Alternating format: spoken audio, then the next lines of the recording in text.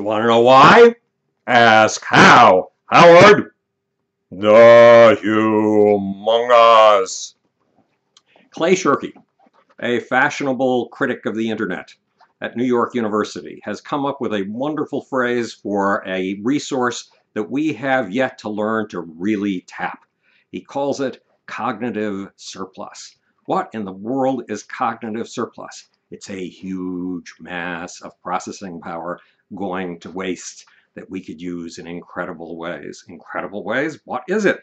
Well, if you travel in the New York subway, you see all kinds of people who are bored out of their skulls. They're looking over the faces of the men or women opposite them. They are looking at the ads. They're going crazy. And in the last 10 years, something new has appeared in their hands. It's their cell phone. They're playing cell phone games. They are driven by boredom. In an automobile, when you're traveling into work, you are caught in a traffic jam.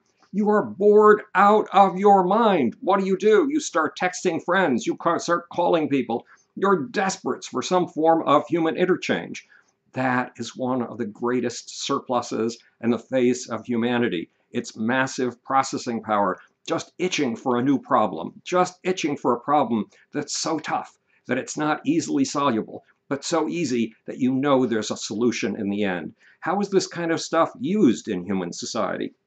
We use it in the entertainment business. You know that as a science nerd, I once upon a time managed to sneak my way into a field where I really didn't belong, where other people didn't want me. It was called popular culture.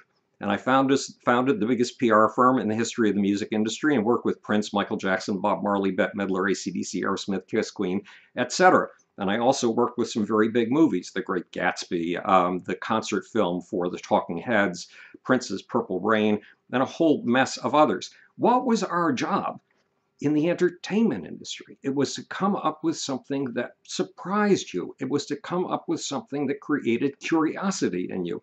It was to come up with something that would keep you in suspense. How did we do that? Well, we used all of the existing vocabulary with which you understand films or understand a piece of music, and then we pushed beyond the boundaries somehow. We pushed beyond the boundaries with what we called a hook, something that would be novel, something that would keep you attached, something that wouldn't lose your attention, because humans, once they've solved a problem, become bored with it, and they need a new kind of problem to work on. Why is this a resource? Well, if you take an entire colony of ants, 20,000 ants, and you remove them from their home, and you put them down in the middle of what to them is a vast wilderness, they will mill around in a circle. They're terribly insecure. They need to be in touch with each other all the time. But eventually, some of those on the edge will become more curious than they are insecure. And they'll move out into the emptiness, into the empty space, just a tiny bit. Then they'll become radically insecure and they'll come rushing back into the arms of their sisters, waving their antennae, trying to make contact with each other, regurgitating whatever they've eaten, basically giving a report on the territory they've just seen. And once they've been given hugs and rubs, once they've been given reassurance, they get bored and curious again, and they begin to go a little further out into the landscape of the unknown. And over the course of time, this giant milling circle of ants stretches out and discovers the sources of food, stretches out and discovers places where it can build a new colony, where it can build a new piece of architecture that permanently protects the colony. Those curious individuals on the outskirts, probing for a new hook, probing for a new problem, probing for something that will surprise them, are the eyes and ears of the society. Can we use the eyes and ears of all those bored people in the subways, all of those bored people in traffic jams, all of those people who are getting bored with their own work, looking for something entertaining? We do. We use them in the entertainment business, where we constantly try to come up with new plots, new kinds of characters, new forms of music. But we can also use them in more purposeful ways.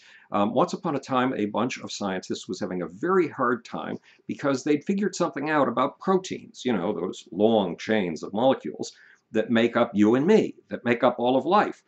They realized that proteins fold, they twist in knots, they twist in strange shapes. And the strange shapes give them their meaning, give them their capabilities. Those strange shapes determine what language of extra empty proton shells they can use to attract the electrons of other atoms and molecules. Those strange shapes determine the kind of work they can do. but the strange shapes weren't yielding readily to the tools that these, even with massive, massive supercomputers, that these scientists were using. So what did they do? They created a game. It's called Fold It. You've heard about it many times. They got people to play that game, and in that game, you're given a large protein, and you have to figure out how in the world it could be folded to achieve its effects. And guess what? When you let 20,000 people loose, entertaining themselves by taking on a new puzzle, all of a sudden, you got solutions to the problem of the twisting in proteins that had never come from the super crunching abilities of the supercomputers, and that had never come from the scientists themselves. There is this massive thing. Clay Shirky got it right. It is an attention surplus. It is a processing surplus. It is a cognitive surplus. It's all that accumulated boredom. And let me tell you another story about resources that look like they're poisons, because boredom looks like a poison. I mean, it's painful. It can be really difficult stuff. Once upon a time, the first life forms came to life in this toxic soup on this planet. The toxic soup was what we today call oceans. And it managed to get as much done as it got done by taking former poisons and turning them into pistons of life, turning them into useful parts of cells, useful parts of DNA, useful forms of food and fuel. These incredible first life forms, they were bacterial colonies, as many as 7 trillion bacteria working together like a megacity all at once. They were able to take all kinds of former poisons and turn them into treats, into foods, into parts of their own body. But there were some things they just couldn't handle. And what did they do with the things they couldn't handle? They farted them out. Now look, a bunch of bacteria farting into a giant atmosphere on a huge planet. When bacteria are so small, you and I can't see them with our naked eye. In fact, we can't even see a colony because it's so thin on our hands that we see straight through it. What difference does a little tiny toxic fart make? Well, for the first billion years, it didn't make any difference. For the second billion years, it began to pile up. And at the end of roughly 2 billion years, so much of this toxic farting had been going on that the entire atmosphere of the planet was polluted. It was poisonous. It was killing off life. And life forms had to invent a way of turning this poison into a new kind of treat, into a new kind of fuel. And they did it. They did it with astonishing success. They turned a toxin into a treat. They turned a poison into a pleasure. What was that toxic stuff up in the atmosphere that these bacteria a billion years ago learned how to use? It's called oxygen. And we use it so basically in life that you and I think it's an energy source. We don't realize that for the first 2 billion years of life or more, it was total poison. So evolution and life is all about taking former poisons and turning them into pleasures, taking former toxins and turning them into treats, taking everything that you want to imagine as absolutely inimical to life and turning it into the very stuff that makes life work, to food and fuel.